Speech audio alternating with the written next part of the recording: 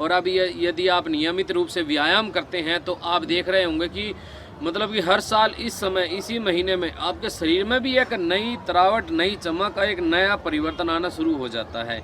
एक नए बल की आपको अनुभूति होती है। यदि ये अनुभव आपको करना है तो पूरे साल आप व्यायाम कीजिए और फिर इस साल में आपको पता चलेगा कितना आपको अलग एक शारीरिक लाभ मिला है। सब्सक्राइब कीजिए भारत योगी को, बेल आइकन को दबाइए सबसे पहले हेल्थ वीडियो पाने के लिए। आप सभी मित्रों को नमस्ते, जय श्री राम, जय आर्यवर्त। दोस्तों, आप सभी को बहुत बहुत बधाई, वासंती नव संषष्टि की आप सभी को हार्दिक हार्दिक शुभकामनाएं। और आपको बता दूं कि हमारा जो देश है ना, हमारा जो ये आर्यवर्त है, जिसको भारतवर्ष के नाम से भी जाना जाता है, तो यहाँ पर जितने भी त्यौहार है, जो भी हम त्यौहार मनाते हैं, वो सब उन सब के पीछे कोई ना कोई एक मुख्य कारण होता है।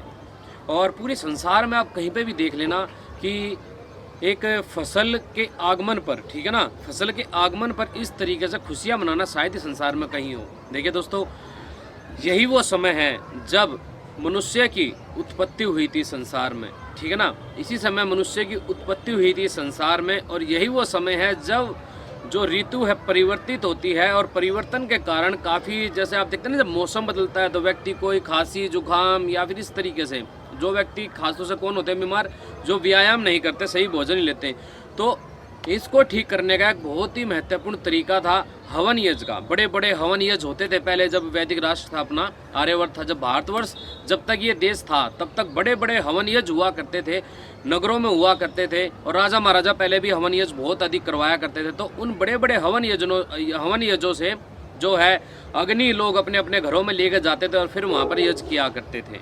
इस प्रकार एक सुगंधित वातावरण हो जाता था। आप कल्पना कीजिए, आप हवन यज्ञ यदि करते हैं तो आपको पता होगा एक सुगंधित वातावरण पूरी जो है भारतवर्ष में, इस पूरे आर्यवर्त में हो जाया करता था। कोई रोग नहीं ठहरता था इस देश के अंदर, इस भूमि में कभी कोई रोग नहीं ठहरता था। देखिए दोस्तों, अभी आप जैसे आप जानते हैं कि जो गेहूं की, जौ की, चने की, इनकी फसलें अभी आने लग रही हैं, तो अभी जैसे इसको भूनना, ठीक है ना, इसको लोग इस समय भूनकर खाते भी हैं। तो उससे क्या फ़र्क पड़ता है? उससे ये फ़र्क पड़ता है कि आप जैसे वात की बीमारी है, मोटापा है, तो इस तरीके की बीमारियाँ इन चीज़ों से दूर होती हैं।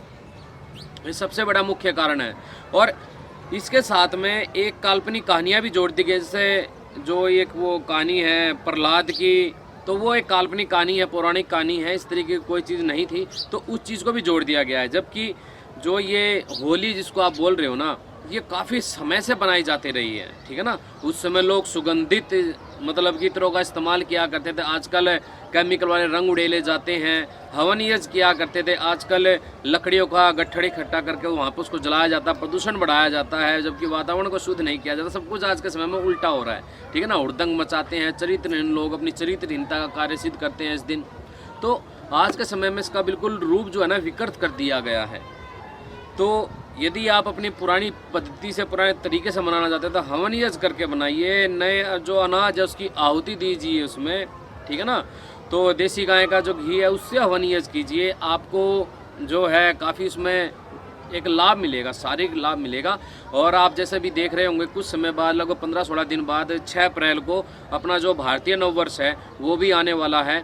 और उसका आगमन का जो एक तरीके से आप कह सकते हैं खुशियाँ, वो इस दिन मनाई जाती हैं।